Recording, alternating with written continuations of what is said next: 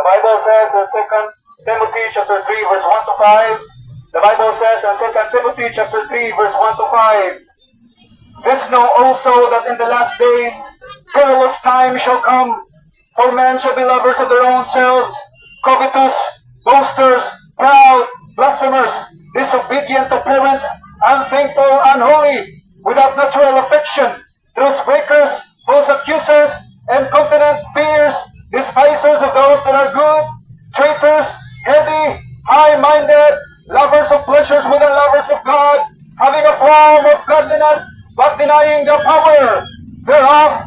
Higala ningon ng Biblia nga nagsingabot na ang makuyaw o makalilisan ang ipangbuhat sa mga tao, ining ulahing mga adlaw. Sa dili pa mabalik ang atong Ginoong Jesucristo, mga higala, nagsingabot na ang makuyaw o makalilisan ang ipangbuhat sa mga tao, ining ulahing mga adlaw. Number 1, higala, ang mga tao na higugma sa ilahang kaugalingon, ang mga tao na higugma sa ilang relihiyon, ang mga tao na higugma sa ilang tradisyon, ang mga tao na higugma sa ilang edukasyon, ang mga tao na higugma sa ilang profesyon, pero walay relasyon sa atong Ginoong Jesucristo.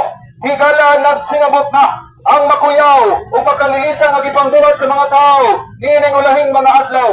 Muna higala, ang balo sa Diyos sa katong mga tao na wala mo to, o wala mo salig, o walay relasyon sa atong Ginoong Jesucristo, at to sa walay hunong at pagkalaglag, ngadto sa linaw nga kalayo sa impyerno. Ang balo sa Diyos sa katong mga tao na wala mo to, o wala mo salig, o walay relasyon sa atong Ginoong Jesucristo.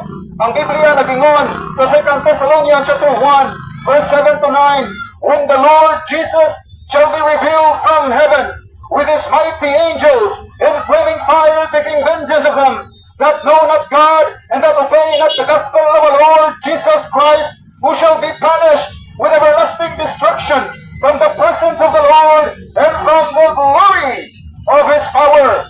Higala ningon ang Biblia na inibalik sa atong Ginoong Jesucristo kung ipadayag na siya gikan sa langit, kauban niya mga balaan ng mga anghel, madto sa linaw nga kalayo sa impyerno. Ang balo sa Diyos sa katong mga tao na wala mo to, wala mo salig, o walay relasyon sa atong Ginoong Jesucristo. Higala adto sa walay hunong at pagkalaglag nato sa linaw nga kalayo sa impyerno. Ang balo sa Diyos sa katong mga tao na wala mo to, wala mo salig, o walay relasyon sa atong Ginoong Jesucristo.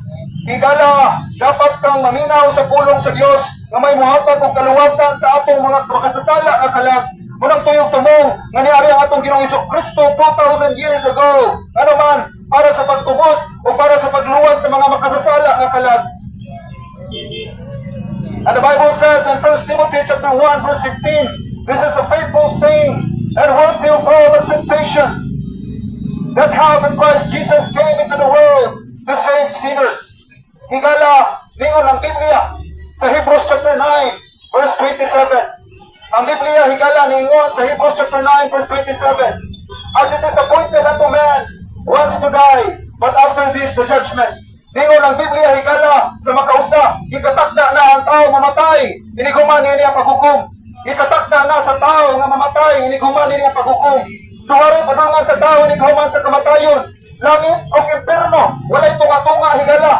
Ang langit higala kung imong gituhuan si Kristo Jesus, kung imo siya gisaligan, imong manluluwas, adto ka sa langit higala. Pero kung imong gisalikoy ang kaluwasan nga gitanyag sa atong Ginoong Jesucristo, adto ka itambok sa linaw nga kalayo sa impyerno.